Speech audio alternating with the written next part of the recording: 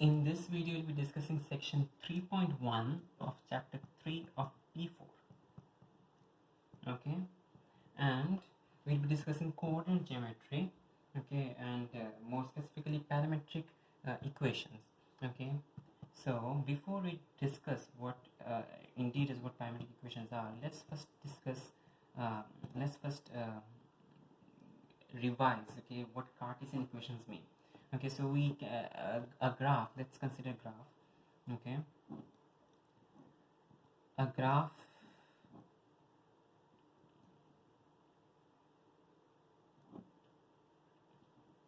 I'm just drawing a random graph. Okay, but a graph on an xy plane can be expressed in several different forms. Okay, there are forms where you have simply y and x in the equation. So let's consider an equation. Y square is equal to sine cube of x square into e raised to x. Okay, this is not the equation for this graph. Okay, but just considering an example, if y square equals sine cube of x square into e raised to x, notice that this equation just has y and x. Okay, and y and x are your axes. Okay, forget this graph for the time being because that's not the correct equation of this graph. Okay, so let's consider x and y. Okay, so if y square equals sine cube of x square into e raised to x, and you just have x and y, such kind of equations are called Cartesian equations. Okay, Cartesian equations, and this plane xy, and also if you're talking about 3D geometry, in that case you'll also have the z-axis. Okay, so if you wait, give me a second. Xy and z in this direction.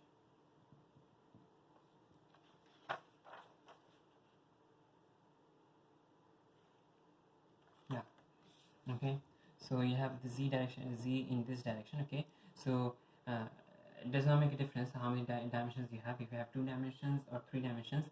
If you simply have the x, y and z involved in the equation, in that case you call those equations as Cartesian equations, and these are called the Cartesian coordinate plane, or the Cartesian coordinate space. Okay, now often we do take help of a substitute, an auxiliary a substitute variable. Okay, so let's say that instead of writing y in terms of x directly, okay, if we write x in terms of t,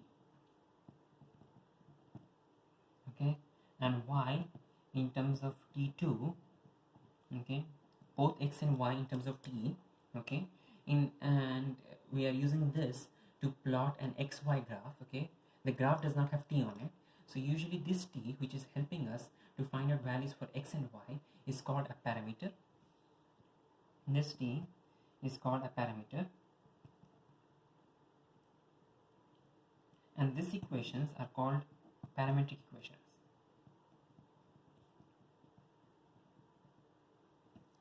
Okay, now so again, if you do not have a helping variable, in that case those equations are called Cartesian equations, and you have the Cartesian coordinate plane. Now the Cartesian coordinate plane does not get a different name even if you use parametric equations. It's always the Cartesian coordinate plane and the Cartesian coordinate space. But if you do use a helping variable t to find your x and y, in that case that variable gets the name, that variable is called a parameter, and your equations are called parametric equations. Okay, and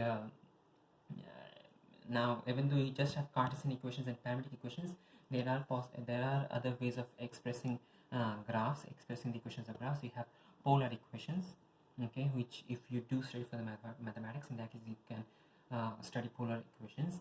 We also have intrinsic coordinates and intrinsic equations. Okay, but those are not part of our regular A-level mathematics. Okay, so we have Cartesian equations, parametric equations. Parametric equations use a helping variable which is called the parameter, and using that parameter you can help plot points on the graph. Okay, so let's consider an example. Okay, let's consider if x equals t and y equals t square. Okay, if x equals t and y equals t square, and the range for t is given as 0 is less than or equal to t, which is less than or equal to 3. Okay, so we have this parametric equations. We are not given the direct Cartesian equation, but you're given the parametric equation x equals t, y equals t square, and the range is for t is given as this. You need to be always careful about the range again, okay? Because usually if you plot outside the range, in that case you will be losing points in the examination, okay? And you need to be always within the range that is given in the question. Okay, so over here let's consider that it's 0, t and 3. Okay, now let's try to plot a table. Okay, and on this table we have t, x and y. Now we have 0 to 3, so let's consider 0, 1, 2 and 3. Okay, now when t is 0, x is equal to t, which is 0. When t equals 1, x equals t, which is 1. When t equals 2, x equals t, which is 2. And here it is the same 3. When t equals 0, y is t squared, which is 0. When t is 1, y is t squared, which is 1 squared 1. When t equals 2, y equals t squared, which is 2 squared 4. And for 3, it is 3 squared 9. Okay. Now, if you try to plot a graph for this, you'll get, okay, let's consider a graph. If you try to plot a graph, you get 0, 0. On the graph, you simply have x and y. There's no t on the graph though. Okay, so you have 0, 0. Okay, you have 1, 1. Let's consider 1, 1. You have 2, 4. And you have 3, 9. Okay, so 3, 9. So in other words, you have this particular graph. Okay, if you do sketch it, if you do plot it well, in that case you notice that this is actually a quadratic graph. Okay, this is actually half of the quadratic. Now should we draw the other half of the quadratic? The thing is, you should not draw the other half of the quadratic because our range for t is 0 to 3. Okay, our range for t is 0 to 3, and those points are not actually part of our range for t. Notice we are not talking about the range for x though. Okay, we'll talk about that in another example. Let's consider range for t is 0 to 3, and so for that, these are the only points we have. So we are going to just draw the graph for this particular region, okay, between these 4 points. Okay, now we know that this is a quadratic from the shape, but can we actually prove it from these equations? Okay, to prove it from these equations, we need to actually derive the Cartesian equation. Okay, so we have the parametric equation over here. The parametric equation is actually here. Now we need to find the Cartesian equations. Okay, and the Cartesian equations can be found by simply substituting. Okay, so we have t, we need to remove t. So let's talk about this equation. We have y equals t squared, and we want to remove t. So we know that t is equal to x. If we substitute x into this equation, you get y is equal to x squared, and therefore this is your Cartesian equation. Okay, this was the parametric equation. Parametric equations. Sorry, it's plural. Okay, parametric equations. This is the Cartesian equation. Okay, and notice that this is the quadratic which you were expecting. Okay, so it does match our quadratic Cartesian equation formula. All right, now let's give another example. Okay, let's consider x equals sine t and y equals cos t. Okay, and the range for t is given as 0 is less than or equal to t, which is less than or equal to 2 pi. Okay, and if we try to plot a table for this, you have got t, you have got x, you have got y. Okay, let's talk about 0. Let's talk about pi by 4, pi by 2, and then let's talk about 3 pi by 4, pi. Let's talk about 5 pi by 4, 3 pi by 2, and let's talk about 7 pi by 4 and 2 pi. Okay, so if we have these are the values we have still from 0 to 2 pi, so we should not be extrapolating it beyond this range, beyond this range. Okay, it should be between 0 and 2 pi.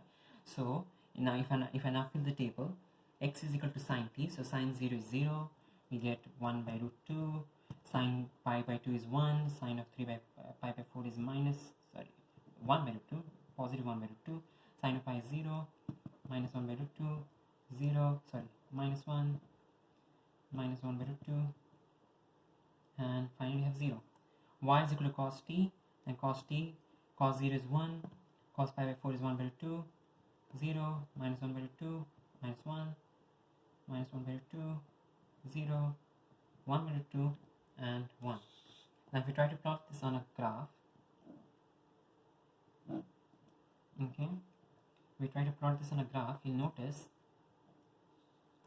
that the points that are plotted are going to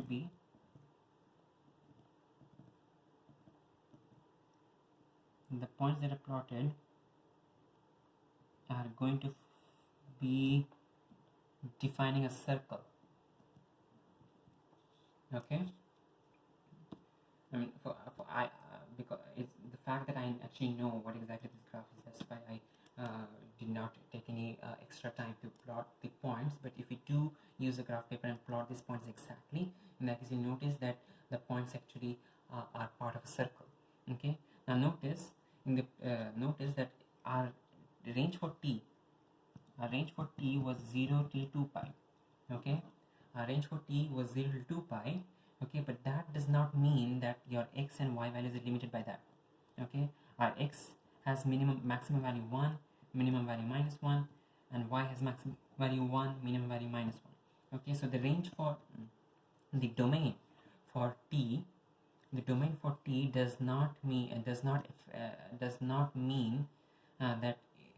is not the same as the domain for x. Okay, so just because t is from 0 to 2 pi does not mean that x is from 0 to 2 pi. Okay, or y is from 0 to 2 pi. Okay, y and x actually depend on the functions. Okay, for sine functions that with t. Okay, not t exactly, but the function. Okay, so notice that x is equal to sine t. Okay, so since x is equal to sine t, we know that since x is equal to sine t, t is changing from 0 to 2 pi. It's a complete period. Okay, so sine t is going to be fluctuating from -1 till 1. Okay, sine t is going to be fluctuating from -1 till 1, because -1 is less than or equal to sine t, which is less than or equal to 1.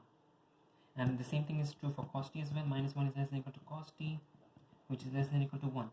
Okay, so sine t is fluctuating between -1 and 1, and that's why for x you notice that it is between -1 and 1.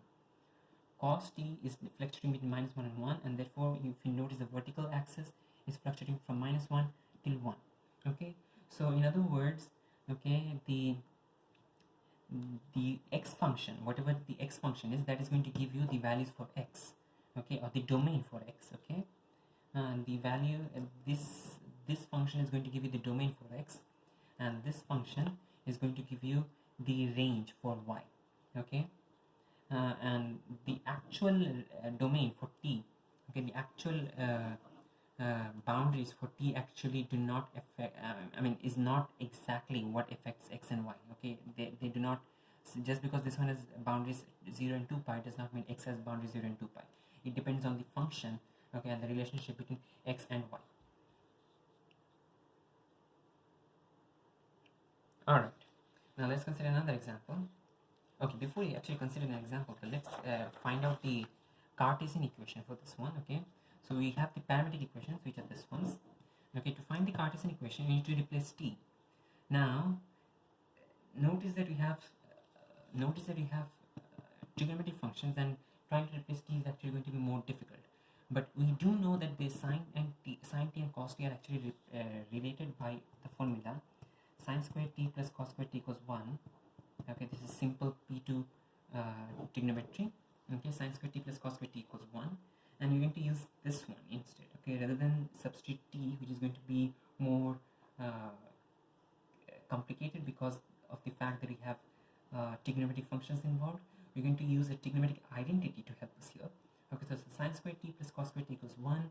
We know sine t is equal to x, cos t is equal to y. Okay, substitute sin t as x and cos t equals y, you get x squared plus y squared equals 1.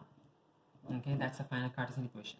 Now notice, okay, usually when you, just because most of the Cartesian equations you come across are in the form of y equals, let's say, cos x, or y is equal to e raised to x, or y is equal to ln x, does not mean that this is not a Cartesian equation. This is still a Cartesian equation, even if it's not in the form of y equals something. Okay, you could convert this into the form y equals something, but this is also okay. This is also a Cartesian equation, because the only thing that matters for this to be a Cartesian equation is that it have no variables other than x and y, and this one does not have any other variables other than x and y, and thus this is the Cartesian equation for this circle. Okay, and notice that this actually matches to what we learned previously in P2 mathematics. In P2 mathematics we learned, okay, that the equation of a circle is x square plus y square is equal to r square. Okay, so x square plus y square equals r square, and here we actually do have a circle, and the radius of the circle is going to be r square. So if here r square is 1, if r square is 1, in that case r is 1, and the radius of the circle is 1, if you notice. Okay, so this does match what we learned in P2. Alright, let's consider another example now.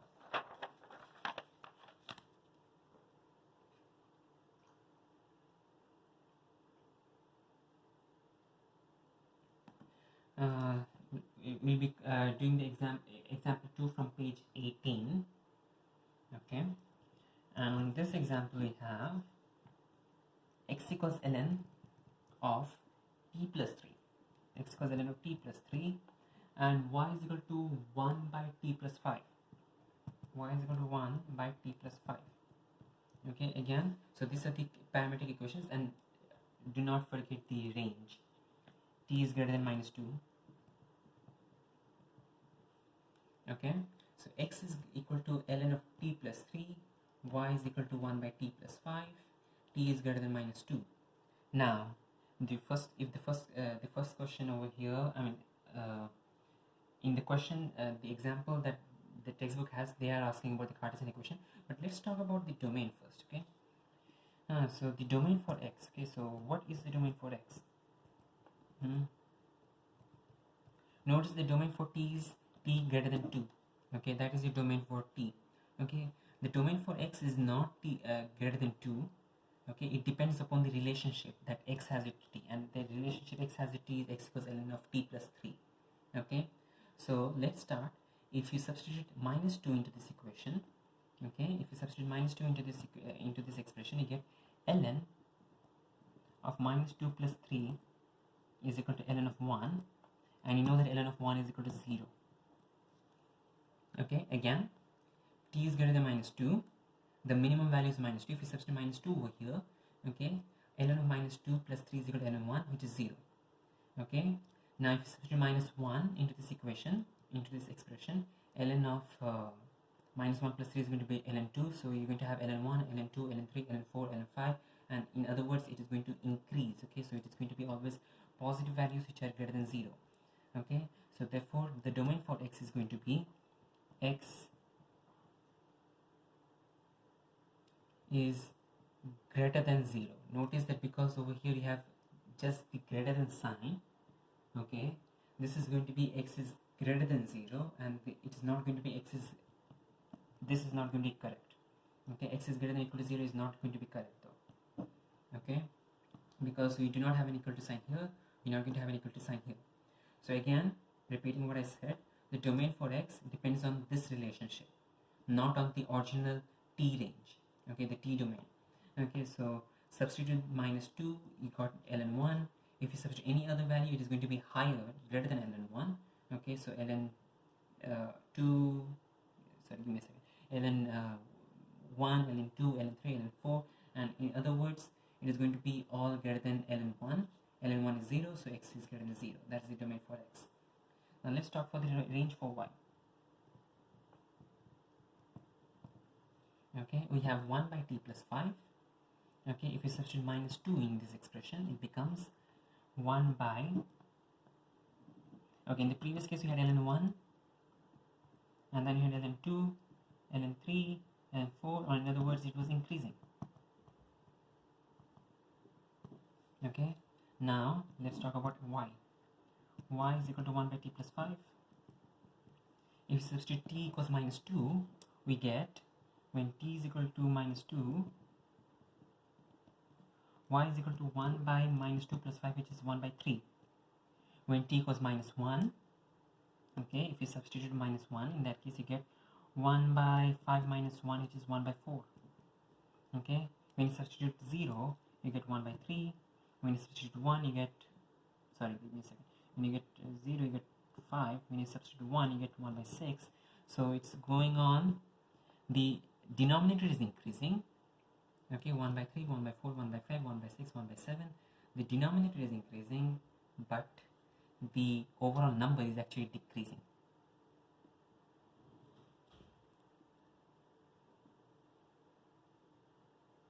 Okay, so the denominator, in this case the numerator, it was increasing, that's why we wrote x is greater than 0. But in this case 1 by 3, 1 by 4, 1 by 5, 1 by 6, 1 by 7, it is decreasing. Okay, and thus it is going to be y is less than 1 by 3. Okay, again y is less than 1 by 3. Now the other part, notice the other fact over here. 1 by 3, 1 by 4, 1 by 5, 1 by 6, 1 by 7. Okay, all these numbers are positive. It is not possible to get a negative number. Okay, because this number, the 7 over here, is going to become 8, 9, 10, 11. Okay, the number is going to become smaller and smaller. Okay, it is decreasing, but it is never going to be negative though. Okay, it is never going to be negative though, and thus y is also going to be greater than 0. Okay, because this numbers never turn negative. Y is less than 1 by 3, y is greater than 0. If you combine the two inequalities together, you get 0 is less than y, which is less than 1 by 3. Okay, one thing more, not one thing more actually, just continue the discussion. Okay, in this case you had greater than, no equal to sign, so the same thing is true over here. Okay, y is less than 1 by 3, there is no equal to here. Now over here you do not have an equal to, because this number becomes smaller and smaller, but it never becomes 0 exactly. Okay, it becomes closer and closer to 0, but it never becomes 0 exactly. Therefore this one also does not have an equal to. So in this inequality, in this range, you do not have equal to on either side of the equation. 0 is less than y, which is less than 1 by 3. Alright, with that done, now we can find the other thing that we need to do for this question is to find the Cartesian equation. So we have x equals ln of t plus 3, y is equal to 1 by t plus 5. Let's substitute, let's try to, we need to substitute t in this expression. So to get t from this equation, you want to substitute, you want to find an expression for t in terms of x. Let's take exponentials on both sides. E raised to x is equal to e raised to ln of t plus 3. Okay, e raised to x equals e raised to ln of t plus 3. E and ln cancel out on the right hand side, you get t plus 3.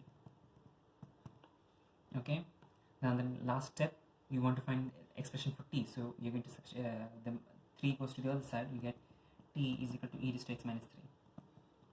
Now you have the expression for t, substitute this back into your expression for y, we get y is equal to 1 by e raised to x minus 3 plus 5, which equals 1 by e raised to x plus 2. Alright, that's it. Okay, 1 by e raised to x plus 2, we are good with that. Okay, notice that this number is always positive. Okay, e raised to x plus 2 is always greater than 0. Okay, so this, if this number is always positive, this number, the overall number, is also going to be positive, and thus y is always greater than 0. Okay, now let's consider another example. Let's do